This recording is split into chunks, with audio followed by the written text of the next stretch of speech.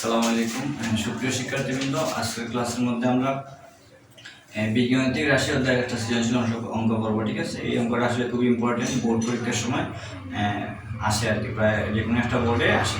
তো আমরা কথা না বলে ক্লাস শুরু করবো। দেখো, প্রথমে এক্স স্কোয়ারের মান দেওয়া আছে কত 5 + 2√6, a + b + c এর মান দেওয়া আছে কত m, স্কোয়ার + স্কোয়ার + স্কোয়ার মান দেওয়া আছে কত n। a cube + b cube এর মান হয়েছে বাবাতাম কি, a কিউব + b কিউব এর মান দেওয়া আছে p কিউব, হয়েছে কি x এর মান বাবাতাম। ঠিক আছে, তাহলে আমরা ক নাম্বারটা প্রথমে শুরু করি।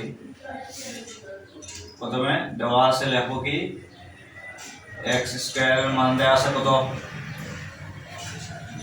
5 + 2√6।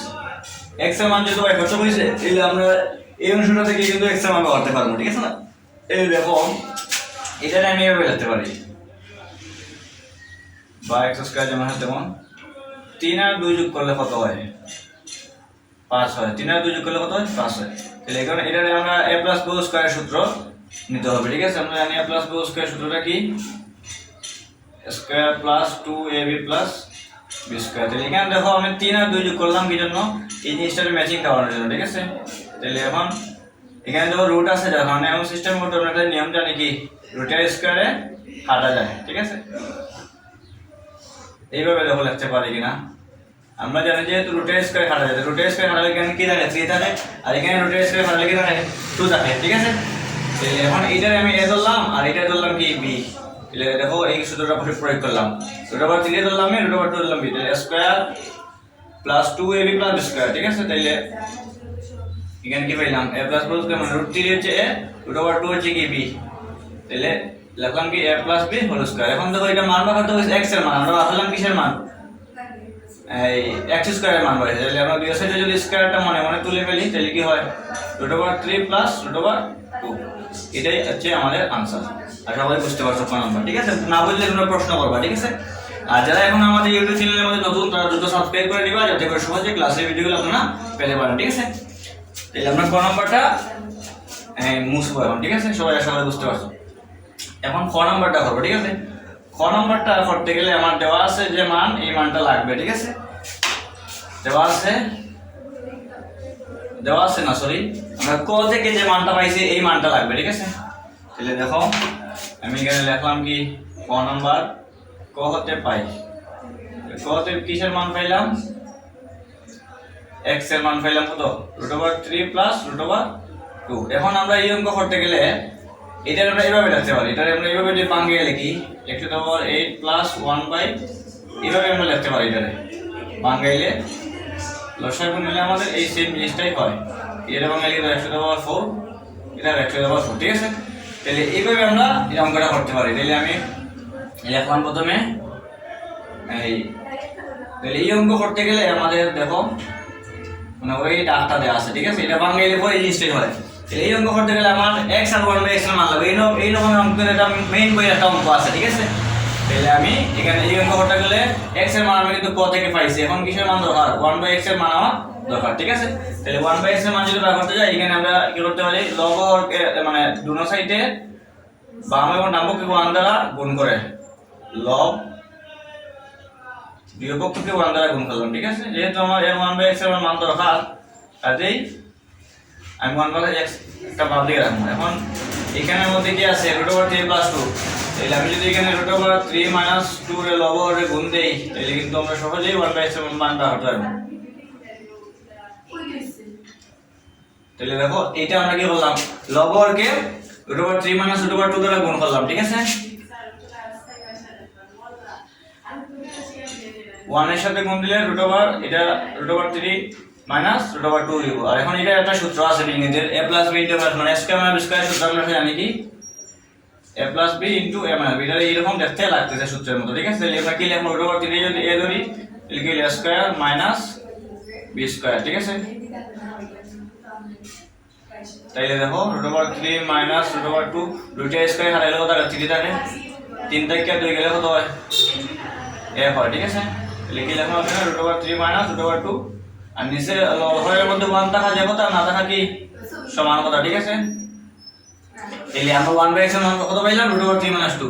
ঠিক আছে, এখন অঙ্কটা কিন্তু একদম ইজি হয়ে গেল। ঠিক আছে, এখন এই অঙ্কটা আমরা এখানে যদি আমি লেফট হ্যান্ড সাইড লিখি, আচ্ছা আমরা নিচে নিচেই করি, আমরা মুছিয়া সুন্দর করে নিচে নিচে তখন বুঝতে পারবো আপনার সহজে, ঠিক আছে। তাইলে আমি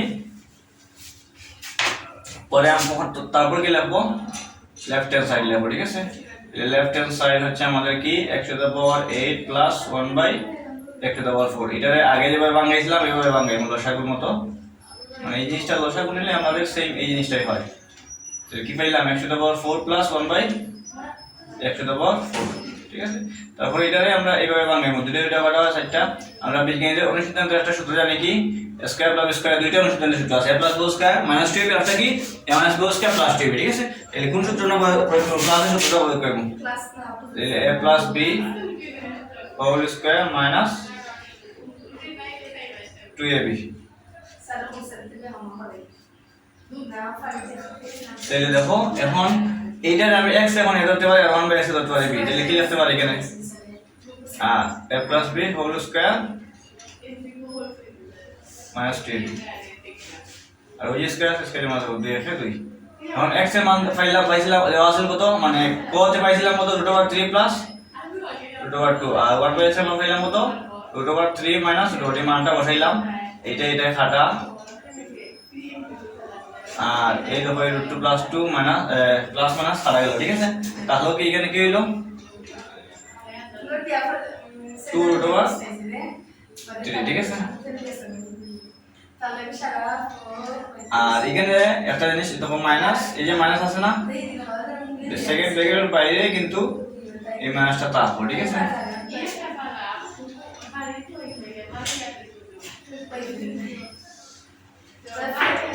এটা ভাঙলে হতো 4 আর 3 হয়, ঠিক আছে। 2 3 4 12, 12 থেকে 2 গেলে হতো 10, 12 থেকে 2 গেলে হতো 10, 10 10 কত হয় 100, ঠিক আছে। 100 থেকে 2 গেলে হতো 98। এটা হচ্ছে আমাদের রাইট হ্যান্ড সাইড। তাহলে আমরা কি লিখবো পরে, left hand side equal to right hand side, ঠিক আছে। আশা করি তোমরা খ নাম্বারটা বুঝতে পারো, না বুঝলে প্রশ্ন করবা যে কোন লাইনে বুঝো না একটু বলবা, ঠিক আছে। তারপর দেখো আমরা এখন গ নাম্বারটা শুরু করবো, ঠিক আছে। গ নাম্বারটার মধ্যে কি আছে, গ নাম্বারটা বলছে যে দেওয়া আছে আমার, দেখো এই তিনটা মান কিন্তু লাগবে গ নাম্বারের মধ্যে, ঠিক আছে। এটা কিন্তু খুব ইম্পর্টেন্ট অঙ্ক, বোর্ড পরীক্ষায় কিন্তু আসার সম্ভাবনা আছে।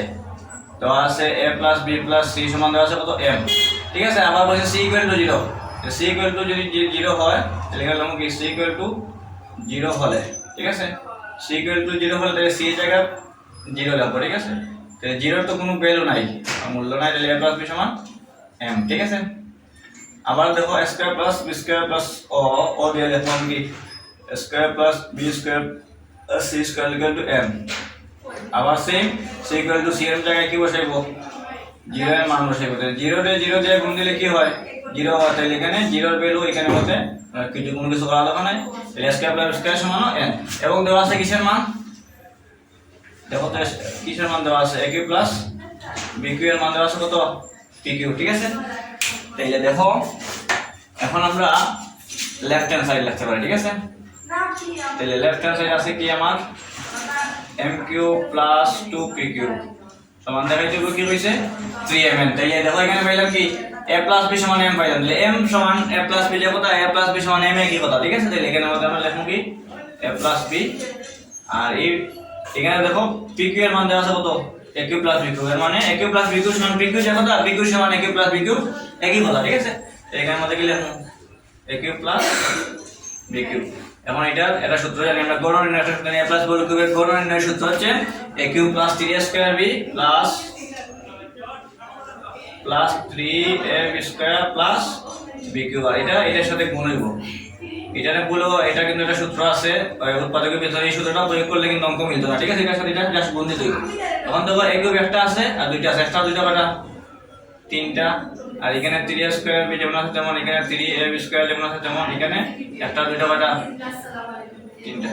এখন দেখো 3a স্কয়ার এখানে কমন, তাহলে কি কমন যাবে, এখানে 3 আছে কমন আর এখানে স্কয়ার আছে, এখানে কি আছে মানে তিনটা একই আছে, কেন এখানে আছে দুইটা, তাহলে 3a স্কয়ার কমন গেলে a প্লাস b থাকবো, আর এখানে কমন যাবে কি 3b স্কয়ার, তাহলে কি a প্লাস b। এখন এই দুটো থেকে আবার একটা a প্লাস b কমন যাবে, ঠিক আছে।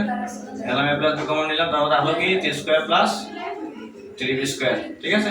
তারপরে এখানের মধ্যে আবার 3টা কি যাইব কমন যাইব